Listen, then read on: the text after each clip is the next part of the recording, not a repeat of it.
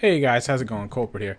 And today I wanted to talk about a video on a specific set of guns that I've talked about a lot since Close Quarters came out.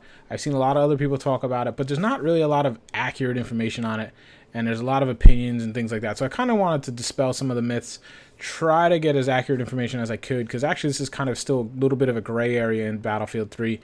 But those guns will be bullpup designs. Now you've heard me say how bullpups get a nice benefit of faster aim down sight movement. So when you're aiming down your reticle, you're able to strafe, move forward at a much greater speed than you would with normal weapons.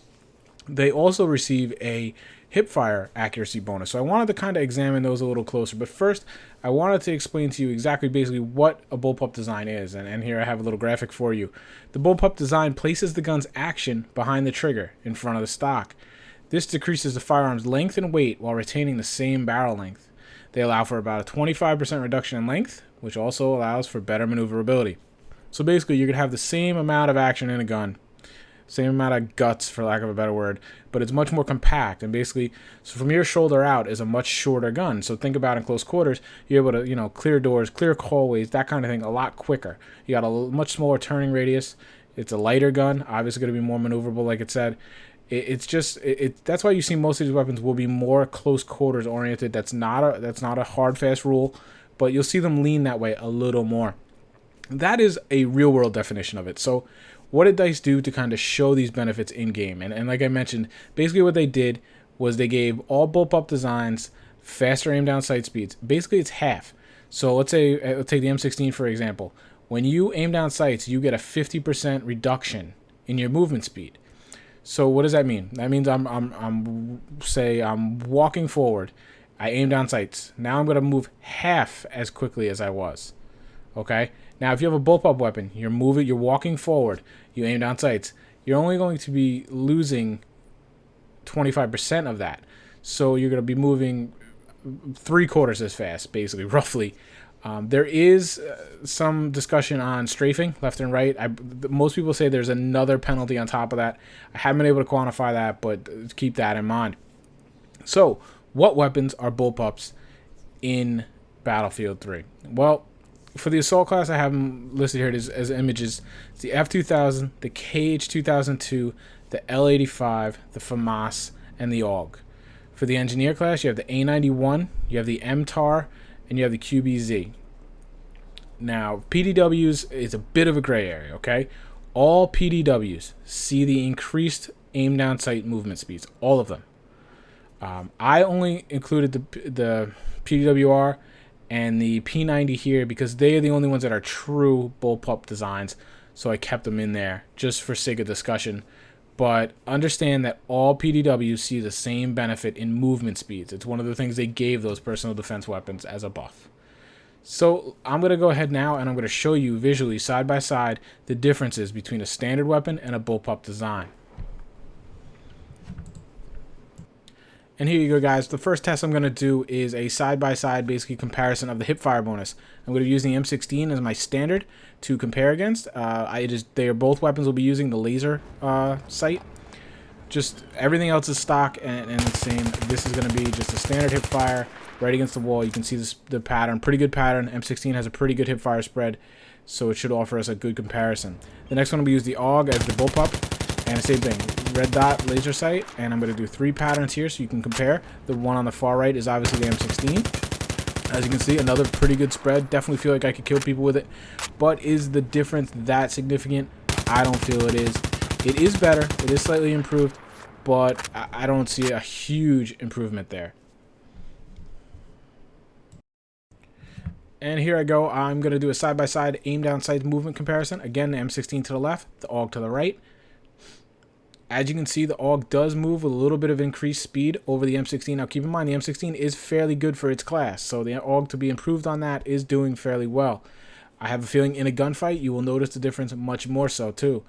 This is forward movement, as you can see, based on the boat to the right. It is moving faster, moving forward, so you do see an increase in speed.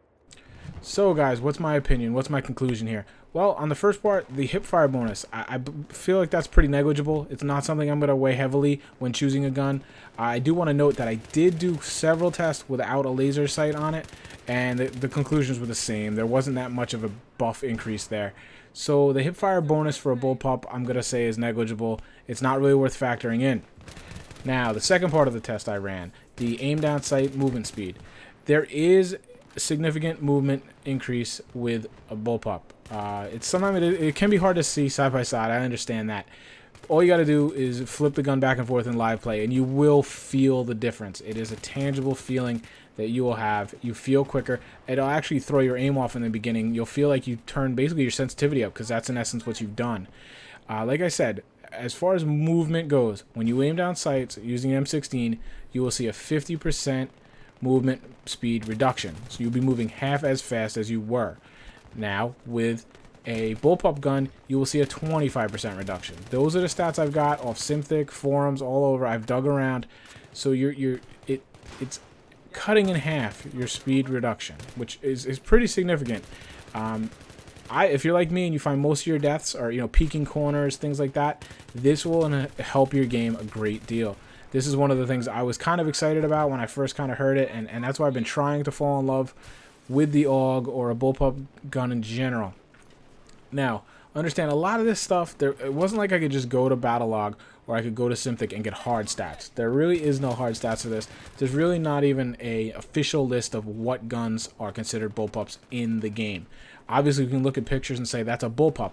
For instance, the L86, the new support weapon, is technically a bullpup weapon, but in the game it does not see the said buffs by DICE because it's an LMG, and strictly for balance reasons, it's not going to see those benefits, so don't be misled on that.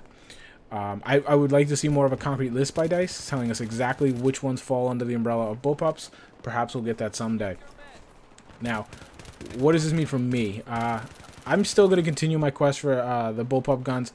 I think all things being equal, they're good guns, and if you like them, you're going to get an extra buff there. You're going to get a little bit of an extra advantage, so why not use it? I know a lot of you guys, when I reviewed the AUG and told you I didn't think it was that great, you came back and told me you thought it was the best gun in the game. If that's the case, stick with it. You're getting a nice little added bonus there with the movement speed and the hipfire bonus. Those are nice. That will kind of give you an advantage going into a match against a guy like me who loves his M16, his M416, those type of weapons.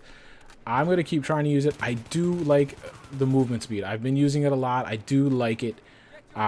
It's really kind of hard for me to move off it now. But it's going to come up to the person, and it's not clear-cut advantage like I was kind of hoping it would.